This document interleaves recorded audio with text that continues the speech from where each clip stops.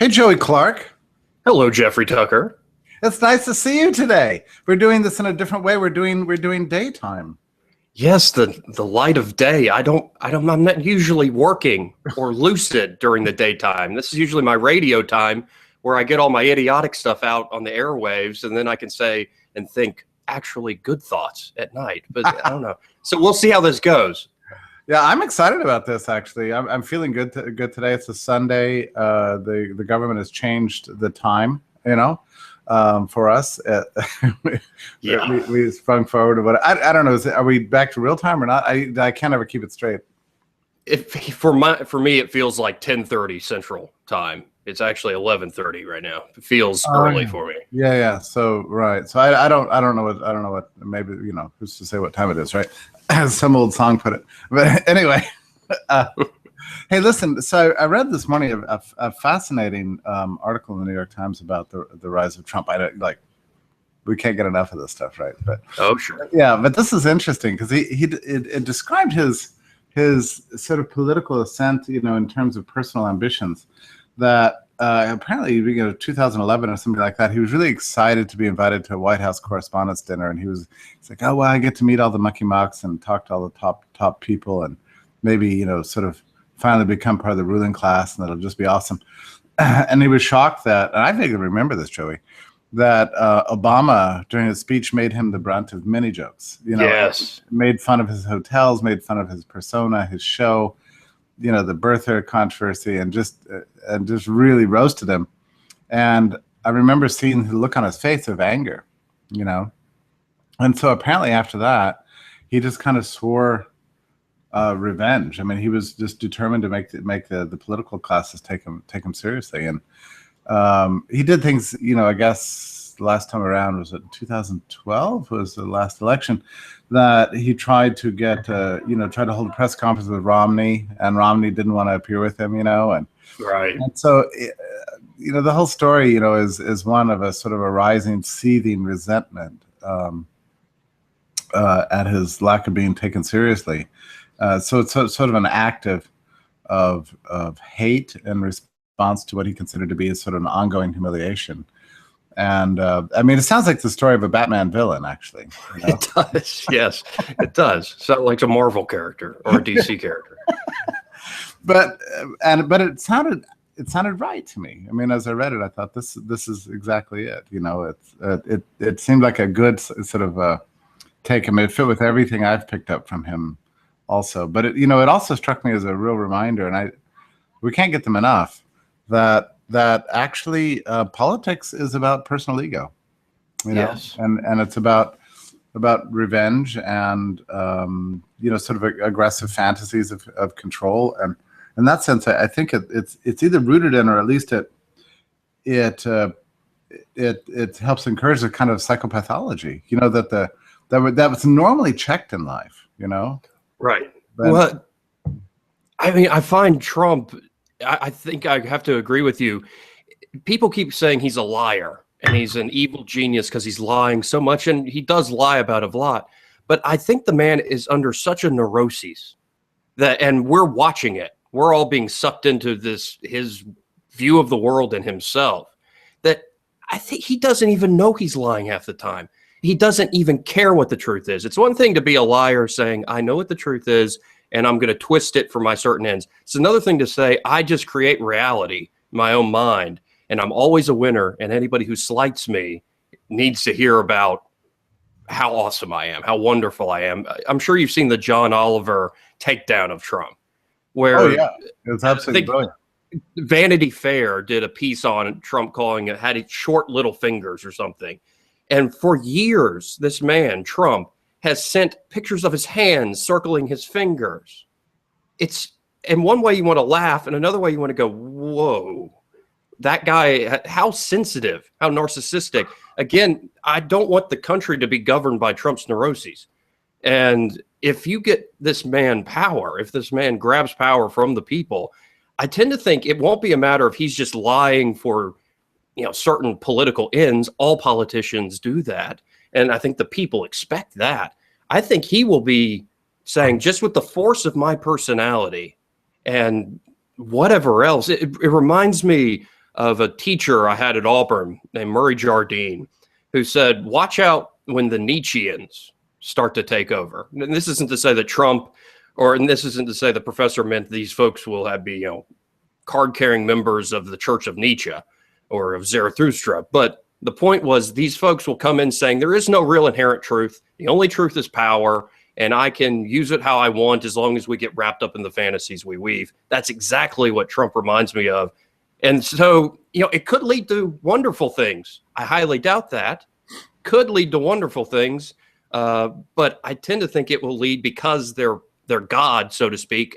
Let's say our God, not literally, our God is liberty in the political sphere. His God is power. And so if his neuroses is constantly about projecting power and keeping that power for himself, I don't want to have this man in charge of a country. Yeah, and it goes back to the ego, just like you're saying. Yeah, and fame. This is sort of longing for fame, which creates all kinds of distortions in your judgment. Actually, Oscar said this about his own longing for fame, that he thought it was the thing that was his worst enemy in a way, because it's kind of ruined his artistic sense. This unrelenting drive to be mentioned and noticed and things like that. But let me ask something in particular, because one of the beautiful things about Trump is that his psychopathologies and neuroses and personality disorders are sort of working themselves out in real time, and which allows us to study him, like scientists or something. It's fun to watch. But in what sense is Trump different from, say, his predecessors? Whether it's Obama or Bush or Clinton or Reagan or Louis the 14th. I mean, I guess I would say something like, one of the things an establishment does is tries to channel personal political ambition into more of a community-minded sort of service of the establishment. I mean, there's an element of that leaders who sort of rise up through the ranks understand their responsibilities to, I don't mean to the people or to the Constitution, but to the power elite, right, and to the banks, to the military contractors, to powerful people in the Senate. I mean, government has its own sort of sociology, and they are learned and cultivated to sort of curb their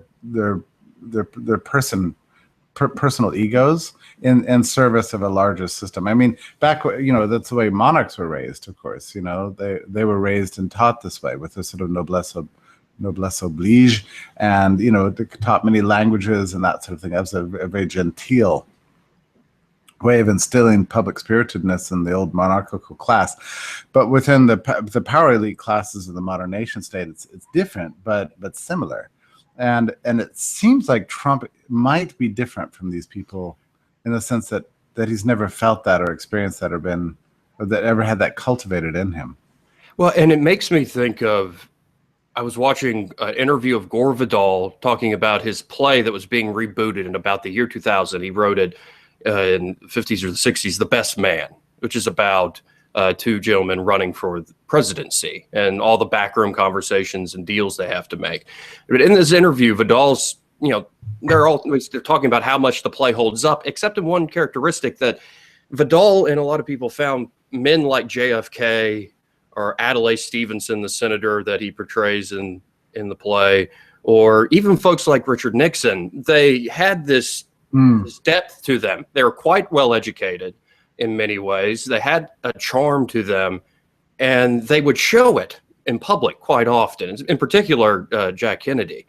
One thing Vidal points out is JFK saying in front of the press, "Oh, damn it, I got to go to church. I got to go to church on Sunday. I can't go to that meeting. I've got to go to mass." And, if somebody put that out today, that could be a scandal.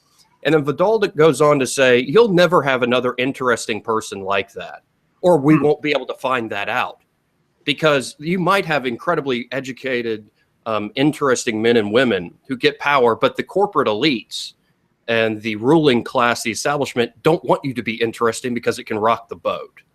And then Trump seems to, because he's not part of that class, he's not part of the elite group of folks in New York City. He's made money, but he's never been part of the elite group. He's not part of the Washington folks. He's not taking corporate money. And yet I don't think he has the same depth as a Bill Clinton, as a Barack Obama, or even a George W. Bush. I think he doesn't have the same necessary sophistication. It all comes across to me in the same way he claims he owns buildings, sticks his name on it. So it's all surface. I'm not saying the man doesn't have inner drives, and you make that amount of money, you're doing something right. But it makes me worry that because he's so antagonistic to the establishment, and he thinks it's this conspiracy against folks. Like Mitt Romney pointed out as trying to tamp down this anti-establishment fervor. When I hear establishment, are you talking about some conspiracy or something? And I would say no. The establishment it's not like they all meet at Bilderberg or something. They are all educated in the same way. They're inculcated to these ideas and how you're supposed to speak about culture, and especially in political life and public life. So when Romney says, what are you talking about, this establishment? I think he's so part of the establishment, he doesn't even really get it. He's so absorbed in his own world. So it makes me worry, though, about Trump, because he is not of that breed, which I think you can mostly trust. And he's instead putting on this wild man's persona in order to get power. I wonder what the man really is like in the back room. I've heard people say, oh, he listens. Ben Carson says this he's very intellectual and he listens. Others have said he's very vindictive, like we talked about with the short fingers, and he's sending photos. A female reporter who turned him down, he made advances on her sexually. She turned him down for years. He shit on this woman and belittled her work just because she turned him down and didn't respect his sexual prowess. Sounds right. And as far as his listening ability, that sounds like he's probably a good flatterer, like any Right. good businessman is, actually. Well, and this is why I'm worried about, again, his neuroses. It's like with some of these other, establishment upper crust folks, so to speak, you can get where they come from. But Trump, because you don't really know where he came from, like you can read his bio, his history, but where he comes from, I mean, what is his fixed idea, if we could put it that way? What's his idée fixe? And in my mind, it seems to always be more power and glory. And I'm the best sexually. I've got the biggest dong. I've got the most money. I've got the tallest towers. And of course, we have a going on imagery there. I start worrying about how he's going to use those big honking missiles. So that's where I don't want to psychoanalyze the guy just from afar, because I'm sure you could figure out more actually talking to him. But I worry he doesn't have much of a compass other than more power and glory. Yeah, which his loathing of the establishment is sort of traces to the fact that he thinks that the establishment is preventing him from getting it. I mean, the fact he's had to sort of plow through all the existing structures and try to destroy them, and he's been rewarded now with an evident victory. He's now got a model in mind for governing too, and that's not to say it's one thing to want to get rid of the establishment for the sake of freedom, but that's not what we're talking about here, right? He wants to get rid of the establishment because it does serve as a limit on particular kinds of powerful ambitions, and it's disturbing to me that many libertarians have gotten confused about this, which I've written about. But let me ask you something else, and maybe we toyed with this idea the last time we talked. I just wrote a little bit of a speculative column this week, saying that maybe a Trump victory would be the best possible thing right now, because the theory is that we need to lance this boil. Right. We've got a brown shirt movement growing in this country. I think you probably think I'm a little hysterical on this topic. I'm not sure that I am. In all honesty, some days I think you and my other libertarian friends in the left are being hysterical. Then other days I'm like, well, no, they're not. I waffle on it. Mm-hmm. I'm not certain. Well, I think you have a lot of professional, personal media relationship with sort of the, how would you say, the middle class white bourgeoisie in this country, and Yeah. and you have a certain amount of affection for their aspirations and their frustrations and things like that. But I just don't know. I mean, I worry about it just because I've seen, over the last 2 years, the rise of this movement, and mostly as a blowback to what's perceived as, perceived injustices imposed by the left. You've developed this sort of radical right. And my concern, Joey, is that 4 years of a Hillary Clinton presidency could grow this movement and make it its anger and its size to the point that actually there'll be no turning back at that point. That's my concern. That what happens in 4 years after, a left-wing imperialist, feminist is their commander in chief. What happens to this sort of brown tinged movement after 4 years? That sounds absolutely terrifying to me. I don't think the results of that are going to be libertarian as such. Now, another view is that if Trump doesn't become president, that the Trump movement just dies, like the Tea Party or anything else. Yeah, I'm not certain, because in the one respect, again, I don't want that neuroses to have power and to gain more reality. Marco Rubio called Trump a con man. Hillary Clinton said you govern, or you campaign in poetry, you govern in prose. To which I would say to Marco, well, if Donald Trump's a con man, yes, he is, and so are you, and so is Ted Cruz, so is Hillary Clinton. Running for president is one long con. And it just so happens that your fake reality you're trying to foist on everybody's failing, dear Marco, and Trump's is being backed by something. So again, I have to look at what does Hillary Clinton and Donald Trump stand for. And I guess you're going on that, Newtonian physics, every action is a reaction. Something like that. I'm trying to think long term here. And should we have that? Because you're right. I have friends, this sort of white bourgeoisie, if you will. But there's a lot of working class people, especially who listen to radio. Yeah. And, I tend to think they don't need more Hillary Clinton. So I'm agreeing with your thesis. They don't need more of a person with power over them that they can be in opposition.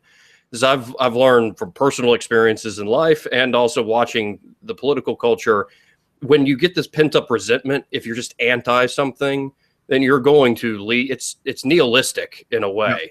Yeah. And so, though I worry that Trump won't stop that. His election and his gaining power won't mollify their resentment, because what's going to happen is some people in the Congress will fight Trump. A lot of people, the media, will be unruly, because we saw the media treat, I think, Barack Obama with kid gloves for many years. In recent years, past 2 years, they've been a little more interested in critiquing the Democrats. But say, okay, Trump's getting this opposition from the media. He's getting oppositions from Republicans and Democrats in Congress. From governments around the world. Yeah, it's just going to play into his resentment. It's just going to play, and around the world, exactly. It's just going to play into his resentment of, they're trying to stop us from being great again. And I worry he's going to constantly tap on that resentment, into, and make that his driving wedge towards getting deals done and whatever else he wants to do. So the failures of his administration, I mean, this is the concern, right? I mean, my thinking is that, of course, he will fail. We know this, right? Yes. You can't actually manage society from the top. It's not possible, at least not successfully, But what I was thinking was that because of Trump's tendency to brand everything he takes over, it was kind of sort of awesome in a way. Like, anything goes wrong at Trump Tower, everybody can blame Trump personally. If you get a Trump steak, and it's not good, you blame Trump personally. I mean, he does take personal responsibility for the products of his enterprises, and in a sense, that's meritorious in a way. But my thinking is that Trump government's not going to work, and then his movement will turn on him, and we'll get a good lesson in the failures of populist, right authoritarianism. But under your scenario, which actually suddenly strikes me as plausible, he spends 4 years just broadcasting to his supporters and followers, sort of information about who the enemies are. Yes. And it just sort of drives further this culture of resentment and hate. And that would just be an extraordinary thing, actually. I mean, if that's true, under your scenario, the Trump presidency would actually intensify the current political war. Yes, and I think Trump would be unique in this way. And this is one thing I've been saying on air this past week, is that we can call Donald Trump a fascist, okay, but when has the left not called the Republican nominee a racist and a fascist since Richard Nixon? Right? And that's been going on, and to some extent, it's always true, slightly. Right, slightly, but if you get the real damn thing right in front of your face, it's the boy who cried fascist.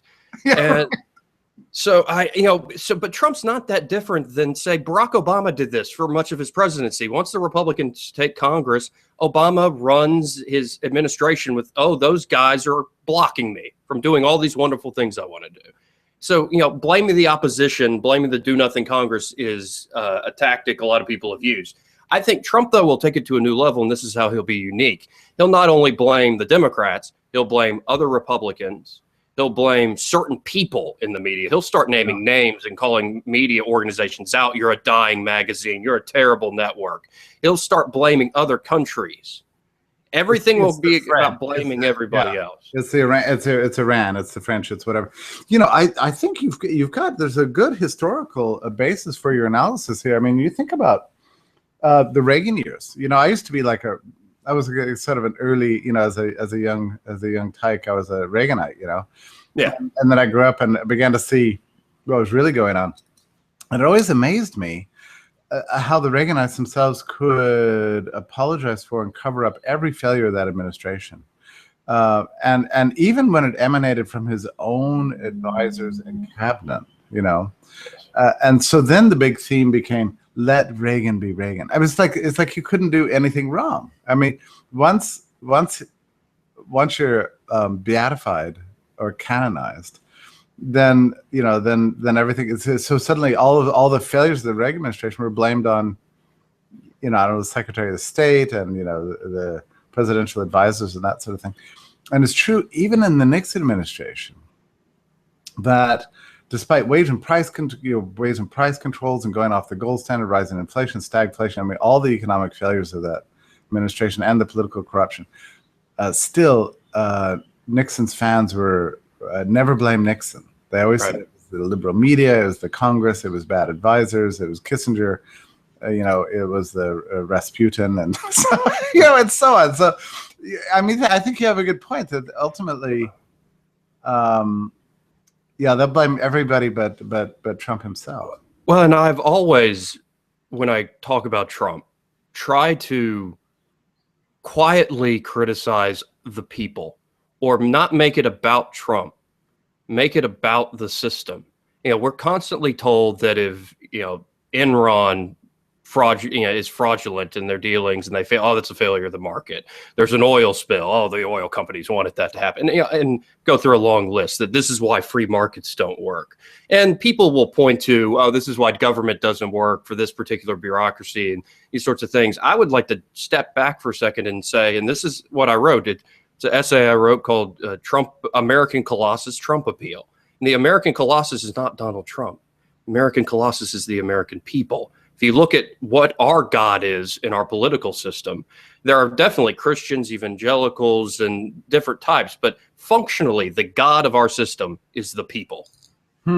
They can do no wrong. And I've had hosts I work with say to me, Joey, if you don't like Donald Trump, are you calling the millions of people who voted for him stupid?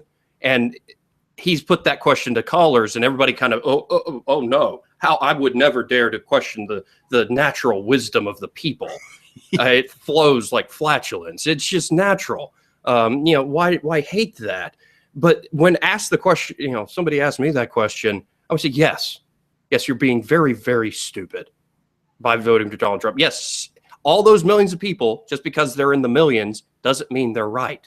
And the fact that I called you stupid, now that you want to be offended by it, especially those of you on the right, oh, you delicate little snowflakes. But the thing about delicate little snowflakes is when they bunch up in the hundreds, the thousands, the millions, the billions, the trillions, if not more, they create a blizzard that kill us all. So my point, especially to the left, is you talk about how wonderful mass democracy is and our social contract, and it's about the common good and us coming together and all this stuff. And that's what democracy means. No, it isn't what democracy means. Democracy means strong men getting into power, often under the new God, the people. And, you can have strong men who are benevolent. You can have strong women. Hillary Clinton, I think, would not be a disaster. She would do disastrous things, but on the whole, I don't think the country would crumble under her watch. But again, it's all about how can the people give their stamp of approval to this strong person. And that to me is not about freedom. That to me is not about the common good or social cooperation or all the other things the left and many people will talk about our democracy being. No, if you don't like Donald Trump, I look at the people, I say, look in the mirror. We are the boob and he is us. Like, wake up. This is where we're going. Trump is only a symptom. You think, if he succeeds, it's a model for victory in the future. It really is. It's going to be transformative of the way first of all, there's so much that has changed already. Unless he's a catastrophic loser in November, right? That's possible. Yes, I hope so. Right.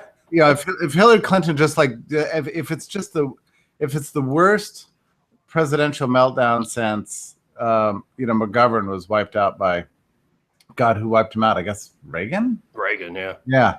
That was a humiliation, right? And it affected the Democratic Party for like 30 years following. So if that happens, you could see actually the Republican Party turning against all forms of nativism, belligerence, protectionism, authoritarianism, power mongering, and all the things that are associated with Trumpism. So that could be beautiful and could be delicious at some level in some way. But if he does win, I don't see how there's anything left to the Republican Party as it's never coherent, but as we've always known it, much less conservatism, which I must say, speaking now, the middle of March 2016, looks ever more artificial, as a sort of a package, that sort of National Review ideology that has been advanced for 50 years doesn't seem viable in the age of Trump anymore. So a lot of things will change. Well, and the alternatives to Trump don't seem that much better. I was watching the debate, surprised that, well, actually I wasn't surprised. I expected Trump in particular to tone down his voice and his performance. But Ted Cruz, much to my surprise, defended free trade. That was actually interesting. He started off with this nonsense about how we're being robbed by China, right? I thought, oh, here we go. But then he actually gave a really articulate explanation of what tariffs. That was awesome, actually. And then at another point, he said, see, Donald thinks the problem is we don't have the right people running the government. We don't have the smart enough bureaucrats. We haven't done the right government. Is that what he said, really?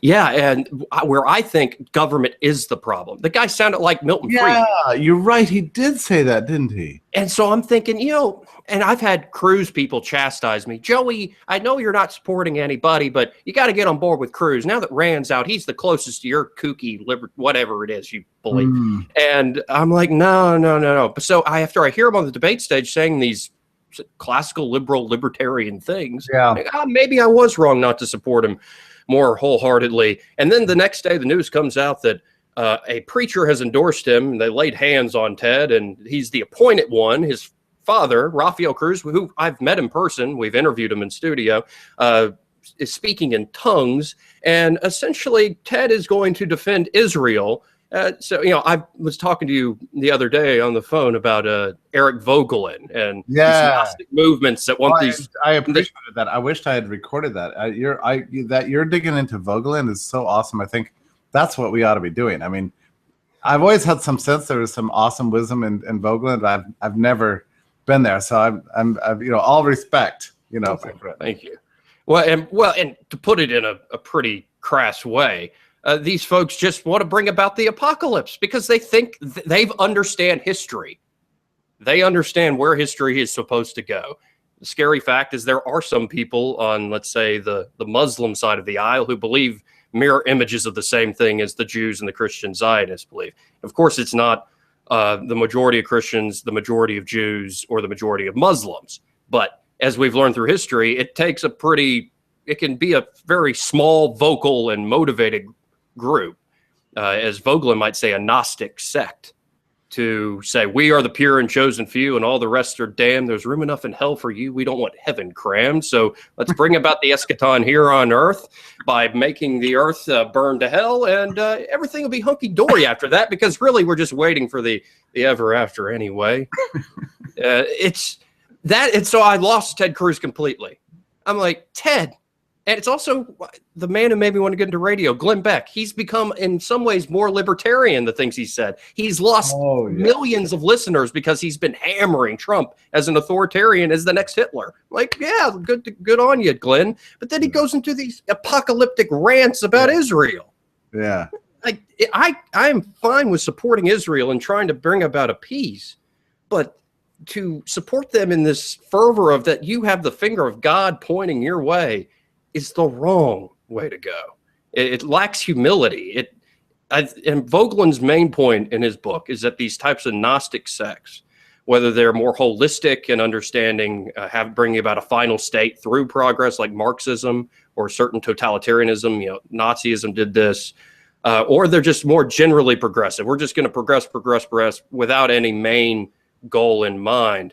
You eventually end in totalitarianism, because the Gnostic truth that can't be questioned, whether on the left it's equality of outcome or opportunity. I don't really see the distinction there. How about equality of freedom?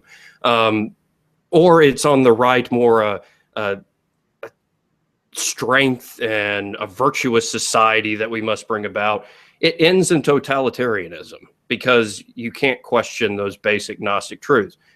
That's what I tend to like. I was thinking about our movement, our ideas. Are we holding this Gnostic special revelation that liberty is what is good for the masses? I think I mean, there might be brands of libertarianism that are Gnostic, and I think there's always that tendency, and it's a mistake to overlook it. I mean, my now famous article on brutalism, sort of, exactly, in retrospect, I mean, I'm not entirely sure where that article came from or what his conclusion was. It was like, that was an interesting article because it was like chapter 2 through 18, but there were 2 more chapters I didn't write, and there was an introduction I didn't write. It's like just the course. Oh, there are so many questions I could ask you, but I'm not going to. Yeah, well, I don't know, but I still love it. By the way, I reread it the other day. I thought this is really powerful. But yeah, so there is a kind of a Gnostic form of libertarianism, but if you take libertarianism and make it a kind of a regarded as a mature version of liberalism, yes, then I think you have the opposite of Gnosticism. I mean, all of our assumptions are laid out very clearly. We have aspirations for the flourishing of the whole of humanity. We don't have an end state in mind that we're trying to achieve, like how do you like Hayek regarded like a telos or whatever, Right. I mean, there's nothing we're trying to cause society to become. Right. In fact, we're doing the opposite. We want to open things up as broadly and widely as possible to as wide a range of experimentation, precisely not because we know, but because we don't know. Amen. And we want to have a process that helps us discover ever more truth, however temporary it may be. And so in that sense, it's like an anti-Gnosticism. Well, and it makes me, this is how I often sell liberty on the air. It's very simple terms, is instead of when you face human problems, big or small in your life, you can either offer a closed fist, in the case of many of these governments, an iron fist, or you can offer an open hand.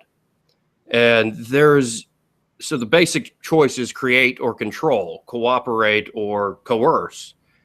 And for some reason, these Gnostic movements or some of these grown-up movements, we could say that the way you just described the brand of libertarianism you would want to advance, we could say there's an establishment statism that's sort of the same way.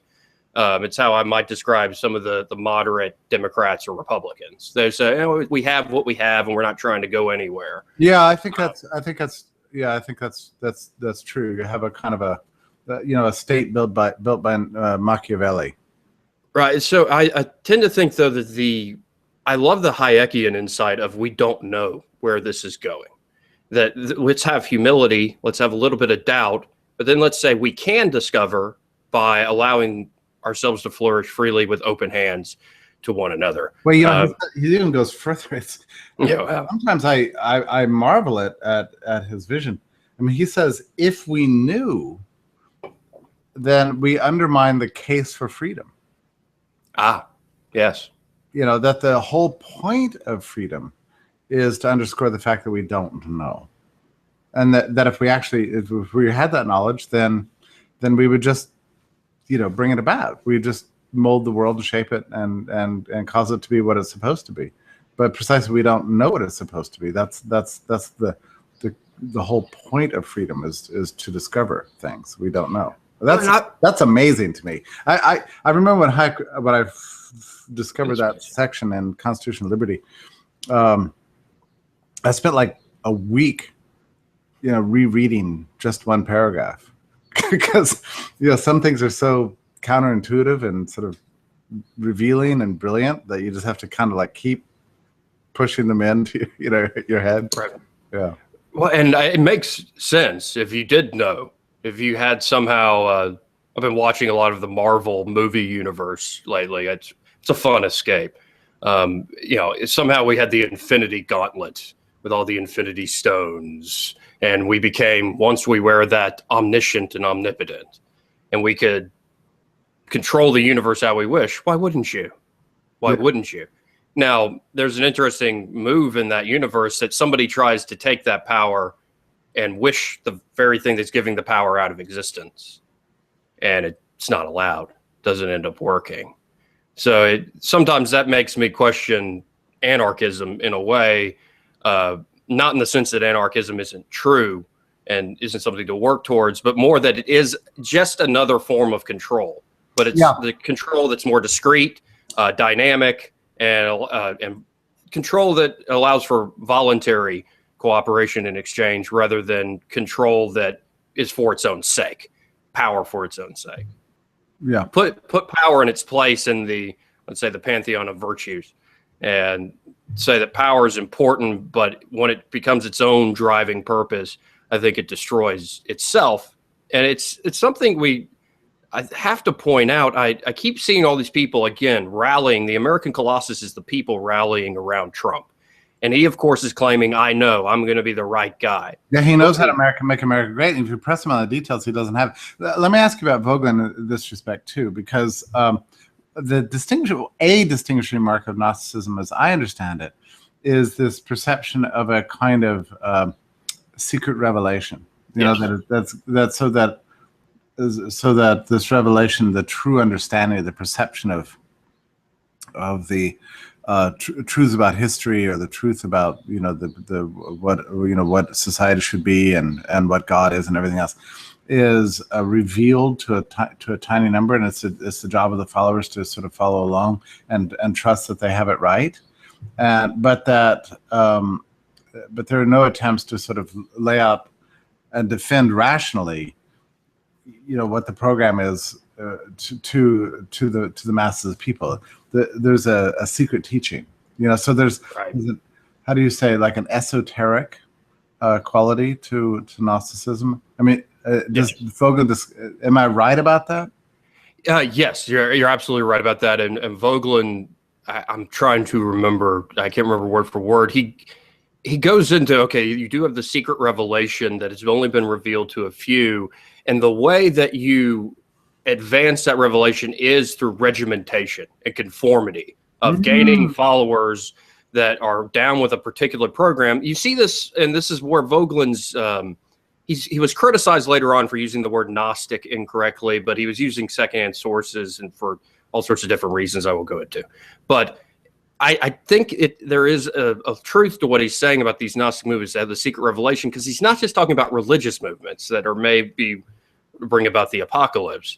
You get the communists, the Bolsheviks in Russia, you get the Nazis, you get a lot of these movements within the Reformation too, that say, yeah, okay, we have the basic truth, and now that we advance it by regimenting our followers, by advancing our sphere of power slowly but surely, and there's a sort of the most successful ones are in a way dynamic. They know how to use power and adapt with the times and use language to get what they want. But there's always, well, it reminds me of 1984, a secret book, a secret canon that's never to be questioned, a party secret. And it's found, and Vogelin, the heart of Vogelin's message is not so much to just give this amazing and fascinating view of how people interpret history and how they apply it to politics. He gets down and says that rationalism and that this sort of cold use of the mind is not enough for man. This is something I've critiqued a lot of libertarianism on. Not necessarily yourself, Jeffrey, because you often do speak to the more aspirational aspects.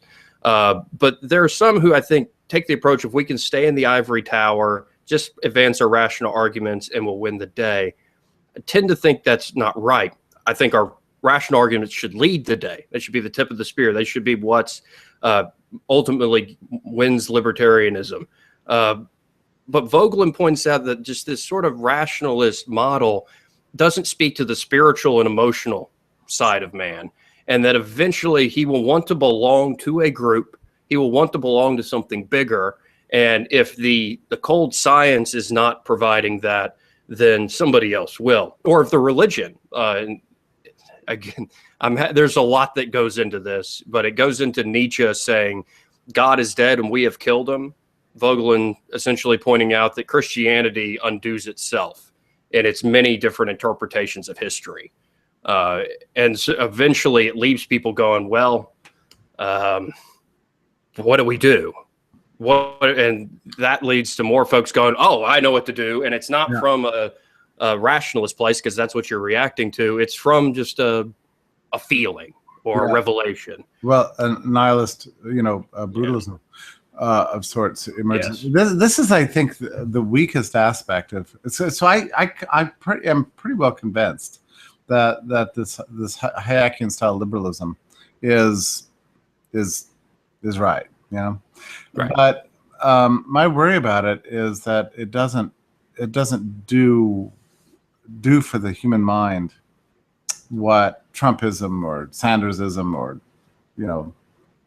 Obamaism or anything else, any kind of form of Gnosticism does. I mean, it doesn't give us a mission, doesn't give us a purpose, and that people do want this, and that sort of Hayekian sense of like it's enough just to be free, is just not a motivating.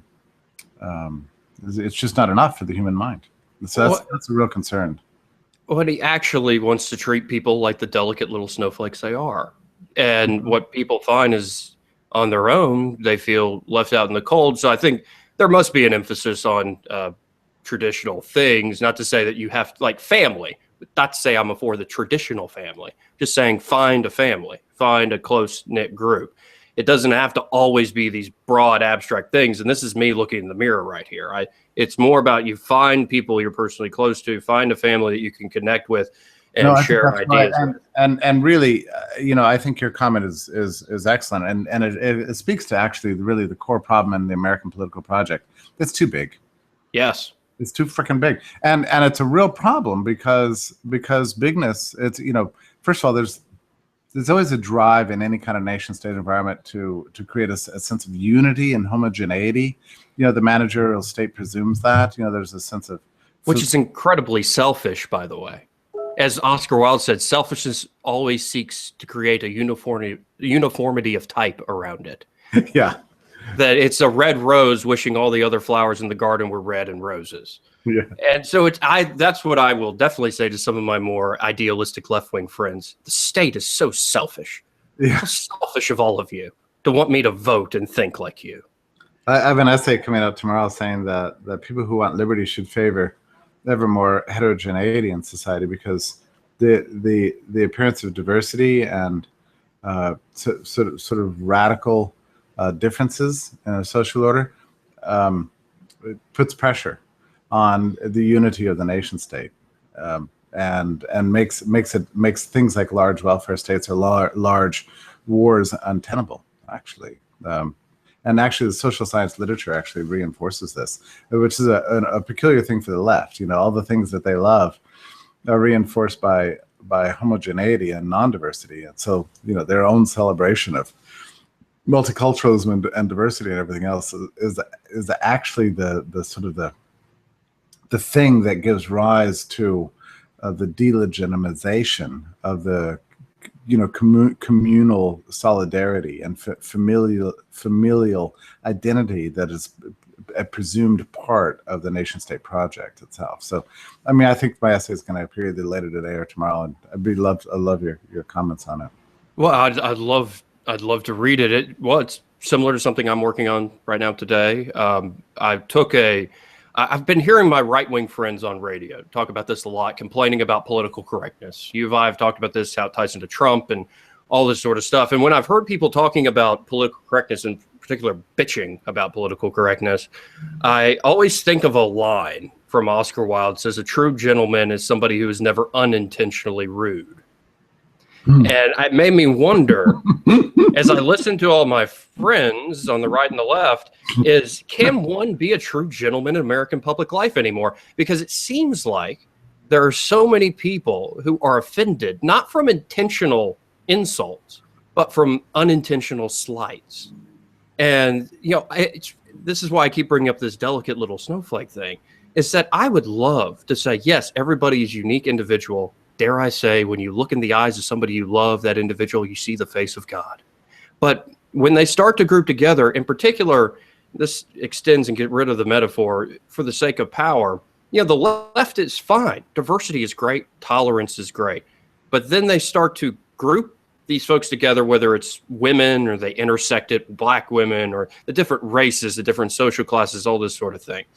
And then they set up an inherent antagonism between, say, men and women on the issue of patriarchy. There are some great feminists who point out that, no, patriarchy hurts men just as much as women. But then there are others who I seem to watch, whether it's on racial, gender, and sex issues or whatnot, that it's a constant struggle against the other groups that are oppressing. And we're in this power hierarchy that can't really be changed unless we have political turmoil and angst that makes it change. This is kind of what we saw over the weekend at the Trump rally, is that you get the Trump resentment with his crowd, and then you get these, nincompoops and morons for Bernie Sanders saying, yeah, the way we're going to stop Trump is by fanning the flames and yelling at these people. This is it. Are we really in the 1930s again with the fascists and the communists fighting each other? Well, I was thinking this morning, like, I want to see this beautiful meme. It just has two words: politics on one picture and commerce on the other. And under politics is these growing street fights that we're seeing, and over Trump and Sanders and all the rest of it on one hand, and then on the right under commerce, just a shopping mall or a street market in Miami or whatever, where everybody's getting along. It's such a contrast, Well, and actually it goes into something you brought up earlier, is that maybe I'm not as quick to call Trump a fascist because of the folks I work with. Mm-hmm. But this is true. You build up a bond where with some of these folks who I know are supporting Trump, but I know them. I've had dinner with them. They've never said anything racist to me. They've never said anything really all that outlandish other than their support for Trump. It makes me wonder, though, the people you meet, ties into that meme, the people you meet through commerce, just kind of naturally in your life, I usually find at least a fraternal love for them. Oh, I experience it. Just going to the convenience store to buy a Coke. I mean, the guy behind the counter is not anybody I would ever have met or known in any other context. He's from God knows where. He speaks with a crazy Santas, and then yet we have a brief encounter of mutual advantage and even affection. Right. I mean, it's a small point, but it's those little small experiences that make for a good life. Actually, commerce gives us ongoing experiences like this, and it's so pretty and so gorgeous and so lovely. And contrast that with With politics, where you're just doing nothing but looking for enemies, just nonstop. That's what you do. That's sort of your job. You look for your enemies and you try to destroy them. Yeah. Well, and I find that once you make that bond, you build those bonds and you create those friendship, and even if somebody's just an acquaintance, I found that one of my favorite things to do with my friends is to insult each other. Right. Is to kind of have, pick at each other. And who else can you really do that with in a fun way, as sort of self-critiques and whatnot? And I think it goes into, in the political realm, again, it goes to this unintentional offense taking. I've called people stupid before, but I found that if you call a man stupid or a woman ugly, then what you find is you didn't just call that person stupid or ugly. Again, a gentleman can be intentionally rude. It's not just that person that you insulted as stupid or ugly. You've also insulted their friends, their family, their race, their religion, their political party. There's all these, and this is where there's a certain aspect of just politics. I don't think it's just political correctness, because I think it is nice to be polite and to say, hey, people have been marginalized, don't make fun of them. Fair enough. But it's more the political part of political correctness that I don't like. That I think is an excellent point, actually. I hadn't quite thought of it that way. You're always so good, Joey. By the way, I think it's funny in our little visits, anytime one of us says, as Oscar Wilde said, we just kind of freeze. Everybody's like, yeah. I love that. It's so oh, man. Well, it's good stuff. I think we're out of time for today, but I'm glad we held this in the daytime. It was very interesting. So thank you, my friend. And thank you. I hope that you write up some of this material about Gnosticism and Vogelin while it's still fresh in your mind, because I think that's an important contribution. I've got a few in mind. Yes, sir. Okay. All the best to you. Take care. All the best to you. Bye, Jeffrey. Bye.